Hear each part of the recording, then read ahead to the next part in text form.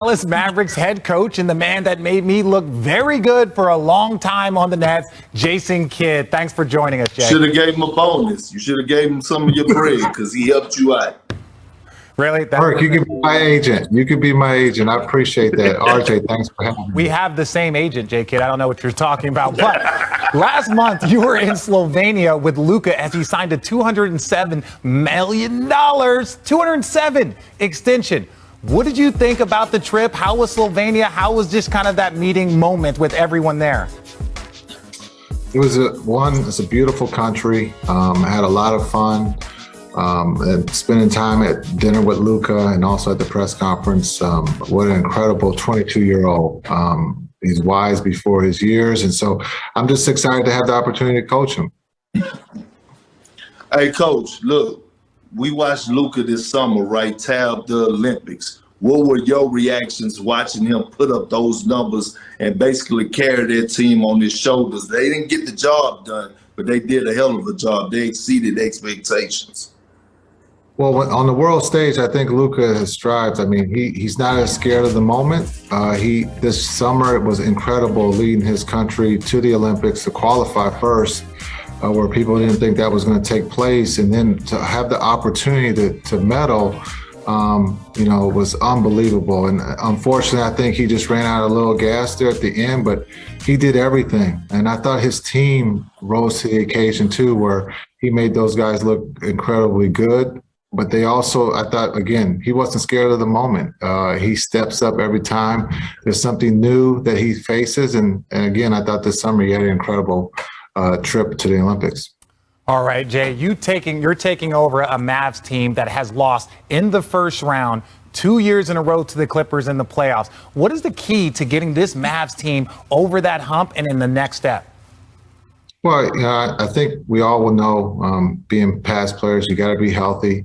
The matchup, playing your best basketball, going into the playoffs, understanding your stars are going to be stars. You're going to need someone to step up off the bench, that X factor who's going to knock down that timely shot or get that timely rebound. And so those are the things that we'll talk about all year and hopefully, have that opportunity to participate in the playoffs.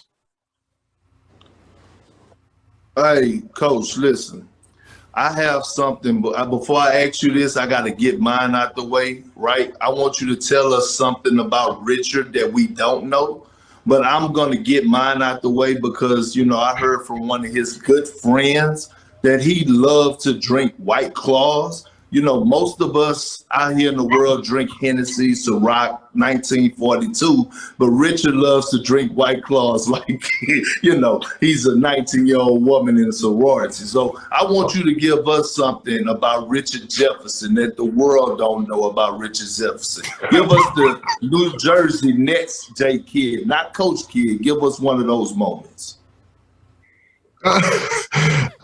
Let's see. Ooh, I don't know if there's anything I could top. I don't think there was White Claw out back then. I think he was drinking Hennessy. But no, I think RJ is a model citizen, a great teammate. He made me look good. So there's nothing really bad that I can say about RJ. Look, Perk is so disappointed. And look, Perk is not lying. I 100% drink White Claws. Look, it's just when you live so close to the beach, you don't want to be drinking Hennessy. You want something when that sun and that ocean air is hitting you. We'll talk more about that. But look, Slovenia wasn't the only place you visited, J. Kidd. You were in Latvia to meet Kristaps Porzingis. What were your takeaways from that visit with him in Latvia? It was incredible. Again, another beautiful place. I got to hang out with KP.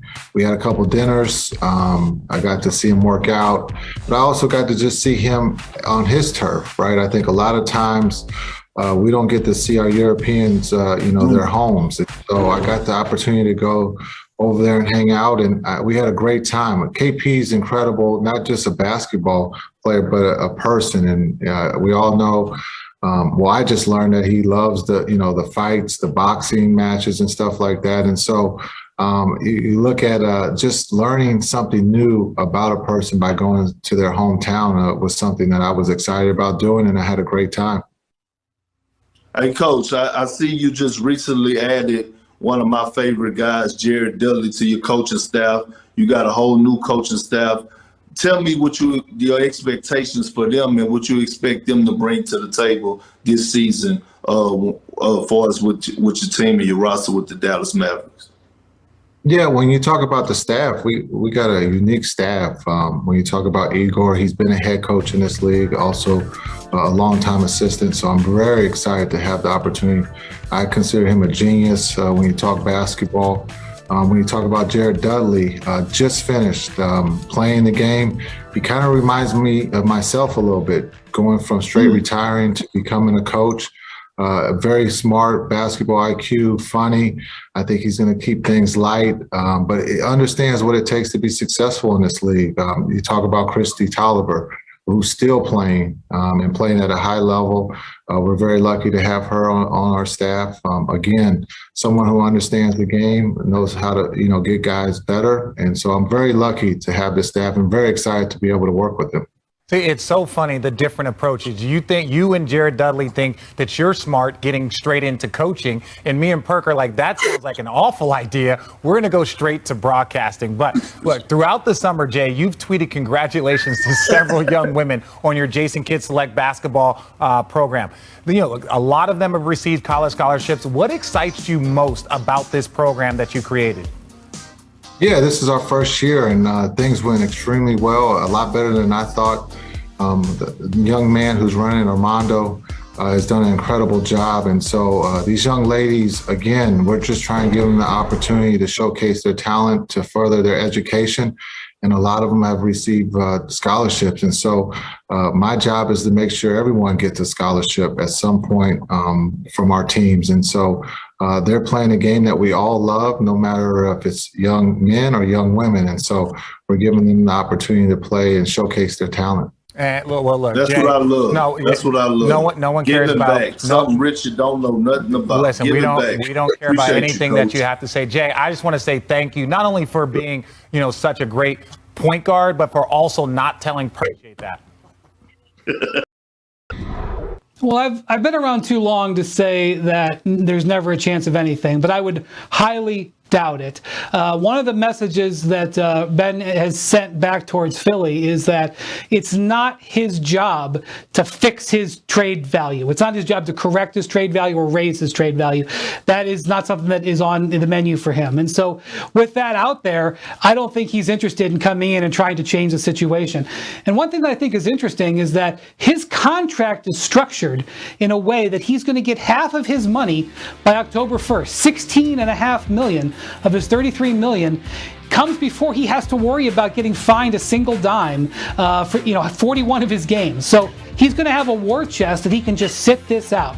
Now, I agree that the Cavaliers and other teams that are really interested in trading for a guy with 4 years left on their contract would be interested. That's also why you've heard a team like Minnesota and even potentially a team like San Antonio. These are organizations that typically don't do well in free agency, and so the idea of getting a star player under 4-year contract is very attractive. But Ben's value is so low right now, and the expectations of Daryl Morey on a trade are so high, we just are not in a trade zone for any team at this moment. Well, I keep hearing California. That's where Ben would love to be. Obviously, he's not in control of this. He doesn't have a no trade clause, so the Sixers can do whatever they want. I'm going to throw a dark horse in there that I think really should make a run at Ben. And don't laugh. You ready for it? Uh-oh. Sacramento Kings. Whoa! There's this all-star or this Hall of Famer that's going in on Saturday named Chris Webber. When he got traded to Sacramento, they, rolled the dice, did something against the grain, tried something different. He did not want to be there, but he got there. He saw the young pieces. He saw the love when he got to town, and there's not many places that are going to love you more than Kings fans will, who are as thirsty as can be. And if